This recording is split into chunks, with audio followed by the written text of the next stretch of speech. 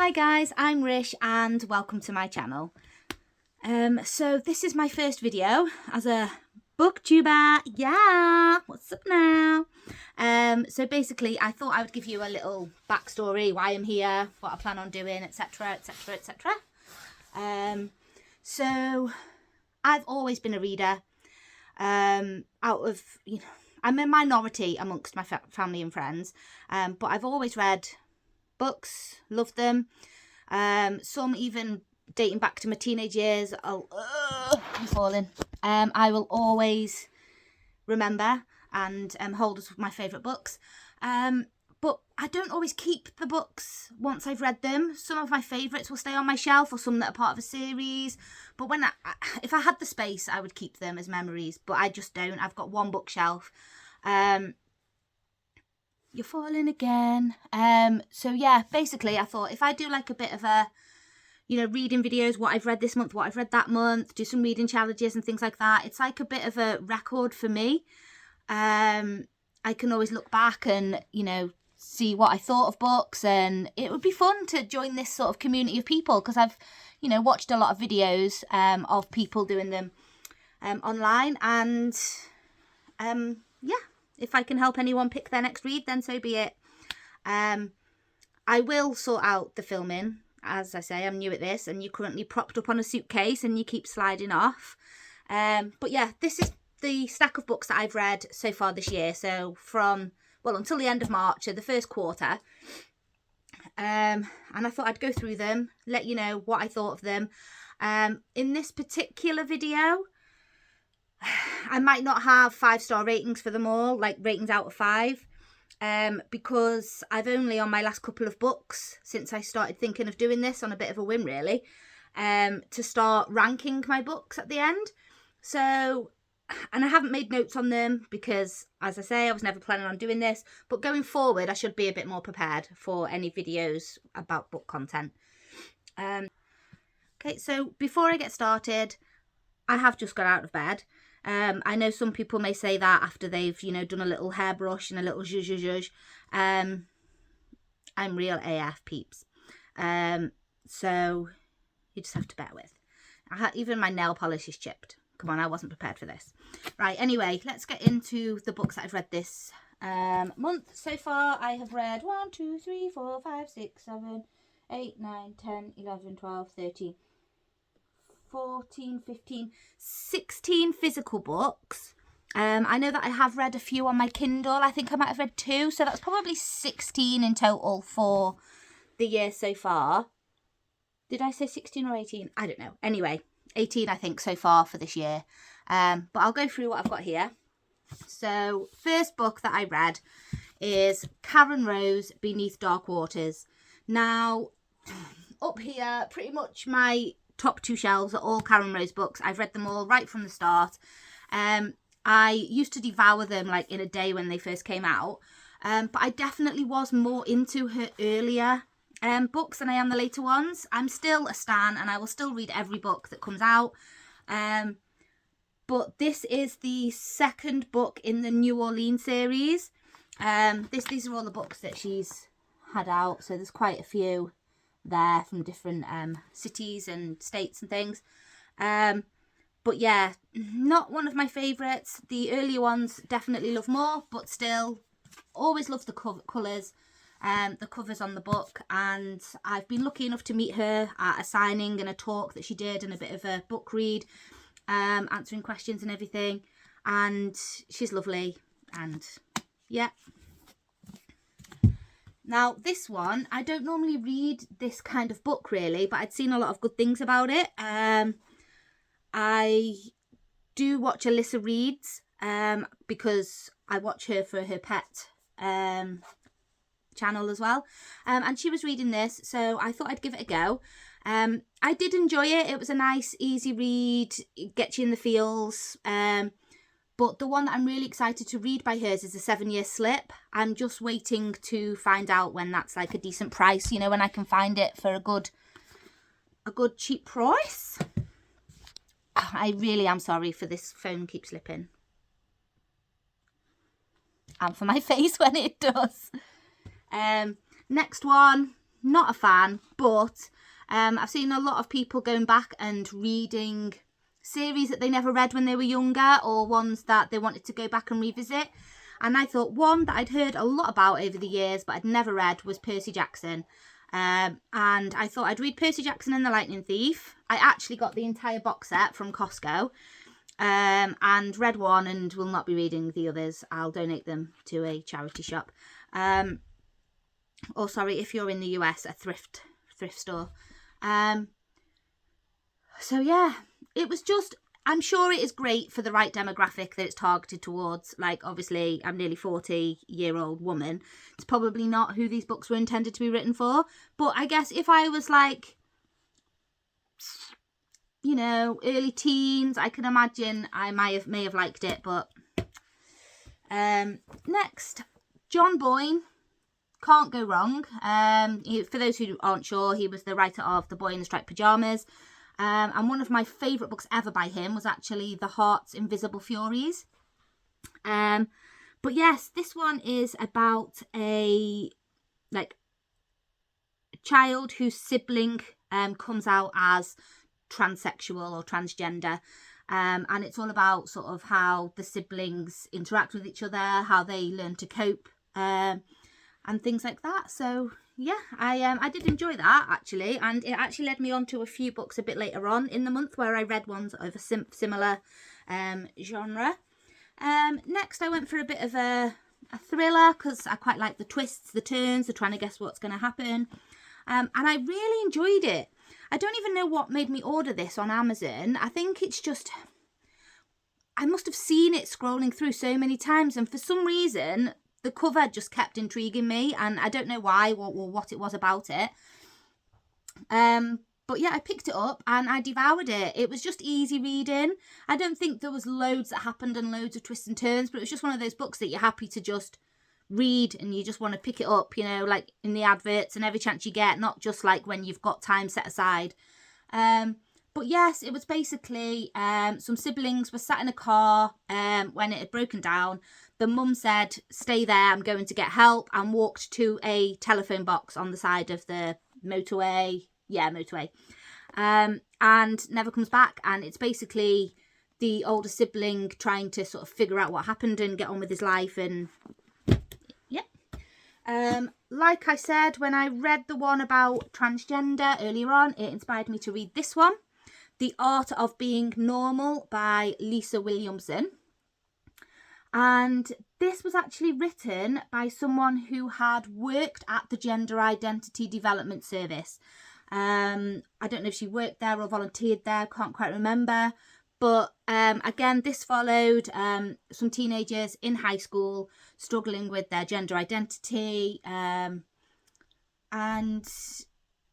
yeah, I think she did pull on a lot of like personal experiences and stories that she'd heard from people while she was working in the service. So it felt quite, you know, authentic.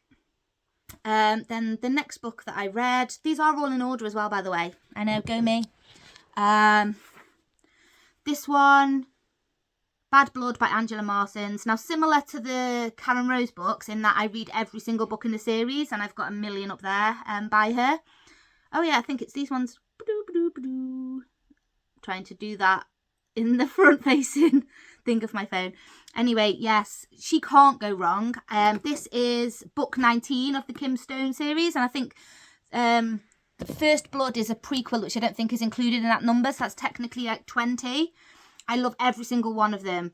They have not dipped as time's gone on. They have just gone up and up and up for me, because the thing with these books, although they're standalone novels, you get to learn the team and the main characters, and you get more and more insight into their lives each series. So each book.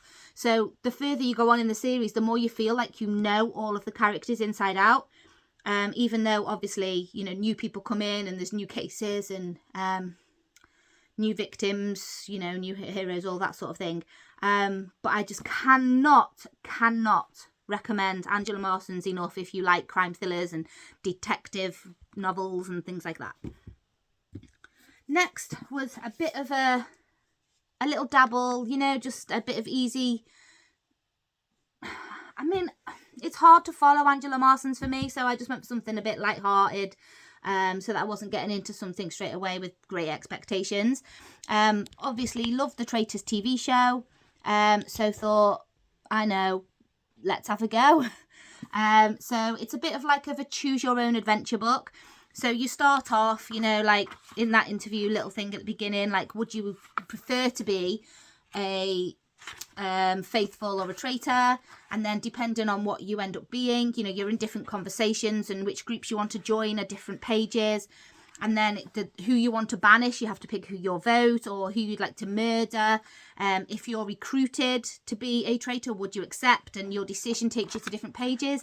And basically the aim of the game is to read the version of the novel that gets you to win the money at the end. And I have won the money, I will say.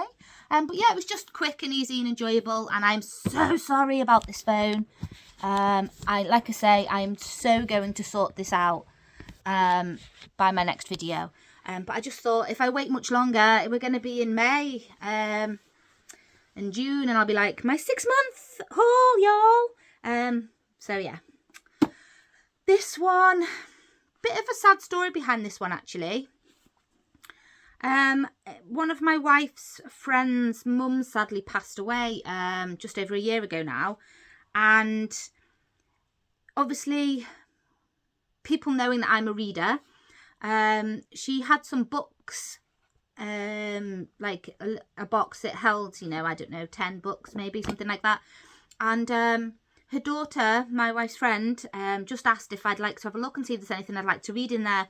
And this one I picked up, it intrigued me because it's set in World War II, which I've had an interest in. Obviously, I like John Boyne with Boy in Striped Pyjamas, you know, lots of Holocaust related stories. But this one was actually set in the UK, and it was about a group of siblings who were evacuated to a farm in Wales, and there were land girls there, and obviously the people who were already living at the farm.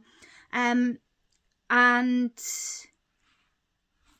it basically says here, despite their rocky start, misunderstandings and tragedies, Dorothea and Angeline, the two main characters, realise that their friendship may run deeper than either of them had prepared for. Now, I don't know why that didn't twig to me then, that this was a lesbian romance novel. But yeah, it was a pleasant surprise. Because it was quite nice, actually, quite a nice read, and it actually prompted me to buy the second book a bit later on, and it was a really young author as well. I believe she was quite, it's there somewhere, yeah. Okay, no introduction needed. Carrie Soto is Back by Taylor Jenkins Reid. Absolutely loved it. If I was giving my books star ratings, it would be a 5 for me. I've always enjoyed watching tennis anyway, like the not really all tennis championships, but I will always watch Wimbledon. I love watching women's tennis especially, and I love Taylor Jenkins Reid as a writer. They always feel so real, like so tangible, like it feels like it's a real world and you're reading a true story, not a biography as such, but a true story. And I hope they make this into a movie because I just loved it. But yeah, can't go wrong. 5 stars for me. Although I had read some of hers in the past, like The 7 Husbands of Evelyn Hugo, and I enjoyed it. And a few others of her that weren't in that world. The After I Do, One True Loves, things like that. Because I love that one so much, I literally immediately went on to reading Malibu Rising. The main character, Carrie Soto, she does appear briefly in this. So they're like part of the same, you know, fictional world, but very different book. Loved it. So this one is sort of about a family, a group of siblings, and their sort of history and experiences with having like a, you know, famous rock star father type thing, and how it affected their lives, you know, that kind of world, and absent fathers and things like that. So really enjoyed that. John Boyne again, can't get enough of the dude. All the Broken Places. Now, I didn't actually know that there was a sequel or a follow-up book to The Boy in the Striped Pyjamas until I just randomly saw this on the shelf in Asda. And I picked it up because I saw the stripes and knew it was going to be sort of maybe a concentration camp kind of book. And I know it's a bit of like a morbid part of history, but I think we should all remember. And for some reason, they just fascinate me. It's such an awful part of history, but just the stories of triumph and of survival, I just think are so like touching and strong. But yeah, and when I found that there was a follow-up to The Boy in the Striped Pyjamas, I just had to get it. Now this one is following Bruno's older brother Gretel, and it's basically, although it does flash back to life during the time that Bruno was, you know, present at the camp and everything, this basically follows Gretel's life, like not only during but after, and mainly after the war, like the whole rest of her life up to elderly lady. Yeah, it's sort of about the guilt that she feels, how she tries to atone, how she just tries to survive as well, basically. So that was really interesting read. Are we surprised? Daisy Jones and the Six by Taylor Jenkins Reid. Wouldn't be as higher book on my best books ever as Carrie Soto, but definitely still just devoured it, just kept picking it up, wanted to just read, didn't ever want to put it down. I liked the way it was done, all like interviews, like different people speaking all the way through, gave it a good feel to it, made it a bit different to Taylor's other books. But yeah, I really enjoyed it and have started watching the show, but we're readers, dudes. The book is always better. Then next, I did tell you it was coming. The Lives We Found by Olivia Bratherton Wilson. This is the follow-up to the lesbian romance evacuation story that I told you before. Here we go. Actually says she wrote that previous book at age 16 and this sequel is at 18. So she was a young writer and I think that's how she got into the minds, and it felt quite authentic being sort of older teenage romance, I'd say. Oh, my stack's gonna fall. Next book I read was Powerless. Now, I'm not a big fantasy reader. I did get into Fourth Wing, not gonna lie. But any Sarah J Maas books that I've read, like I've read the first Throne of Glass one and the Assassin's Blade part of that. And I've also read ACOTAR, but only the first book. And although they're readable, I don't get sucked in. I've liked dystopian things before, like Hunger Games and things like that. So I picked this up anyway. And I felt like it did have vibes of Hunger Games and Throne of Glass about it. There was no spice in this book.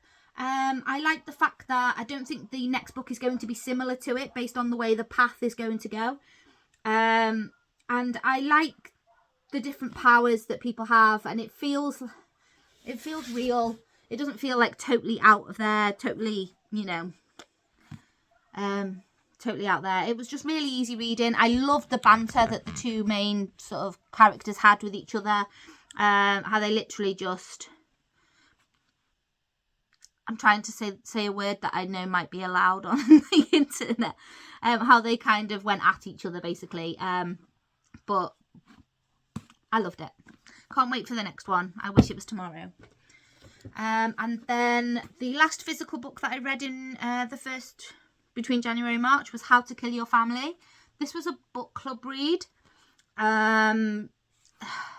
It started off full of wit and jokes and one-liners and little sarcastic comments, and I thought, I'm going to like this. Then as it continued on, I thought, oh no, is that all it's going to be without any substance to it? But the further I went on, like after I got past the first third, it really picked up for me and I got more into it. Like the story took hold a bit more and I enjoyed reading it and finding out what had happened. It does switch between sort of two different times and places. I think it's easy to follow, but it's not one of those where the chapter tells you which one it's going to be.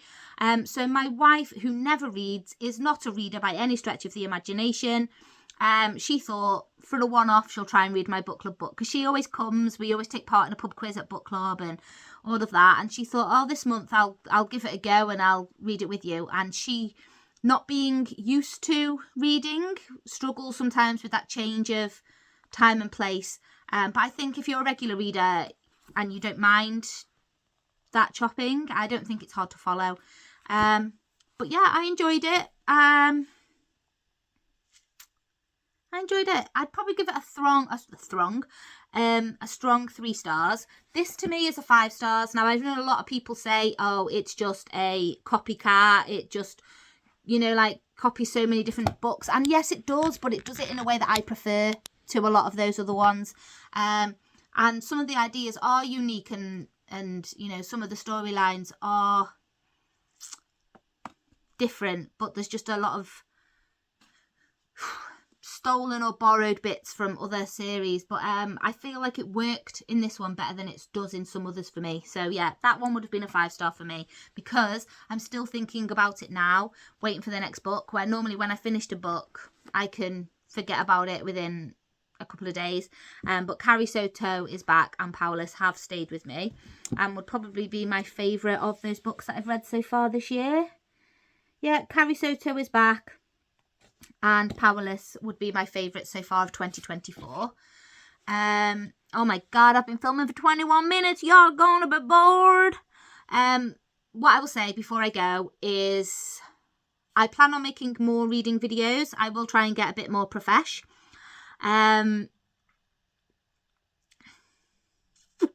If you've got any video ideas, comment down below, like any reading challenges or any books that you'd like me to read and review, or any questions, and I will get back to you. And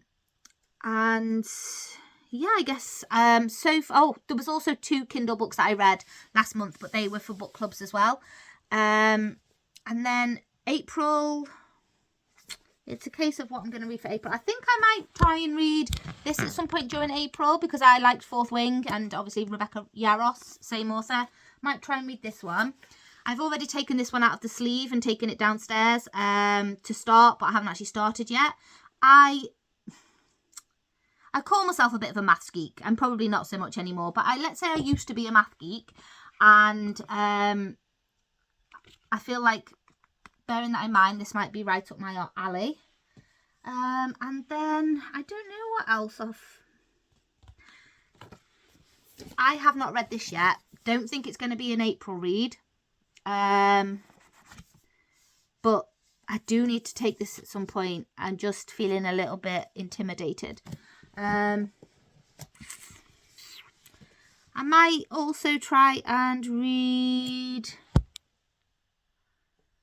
let's just say it might be a surprise, because I don't actually know what I'm going to read yet. Obviously going forward I might do like TBR jars with prompt jars, and you know, I might even go all out and get like a reading cart and feel like a proper, you know, booktuber. I might, you know, I could end up with a big reading room. Can you tell who I've been watching? But yeah, anyway, thank you for watching. Sorry that I've had so much of your time, but I do plan on taking all of your advice on board on how to make more videos in the future. Bye.